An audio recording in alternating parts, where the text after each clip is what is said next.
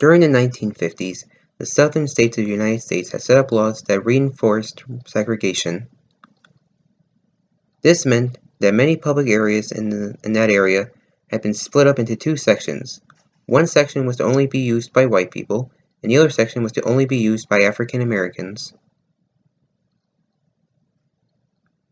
Many African Americans felt that they were being very mistreated, and they wanted to have the same and equal rights that white people did.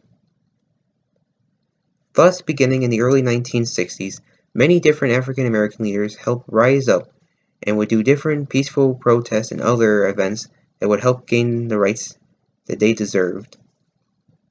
This movement became known as the Civil Rights Movement. One of the most important leaders that rose up during this movement was a man named Reverend Dr. Martin Luther King Jr. He, like many other leaders, wanted both African Americans and whites to have the same rights and to live in a world of peace and harmony. Thus, he would participate in many peaceful protests and demonstrations, and he would always make sure that everyone was treated the same way.